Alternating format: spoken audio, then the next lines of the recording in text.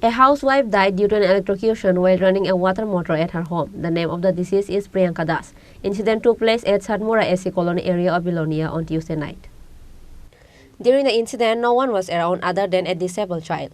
Later, husband of Priyanka Das, Subrata Dev, came home from work and found his wife lying on the ground, and she was taken to Bilonia Hospital, but the doctors declared her dead.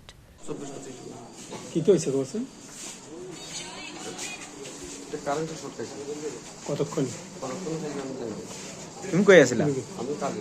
কাজে গেছিলে। বাড়ি থেকে কে থাকে? বাড়ি কোন জায়গায়? বাচ্চাটা কই আছিল? বাড়ি কোন জায়গায়? সাতপুরা। হ্যাঁ?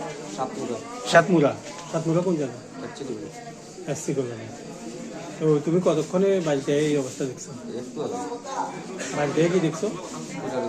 কোন জায়গা?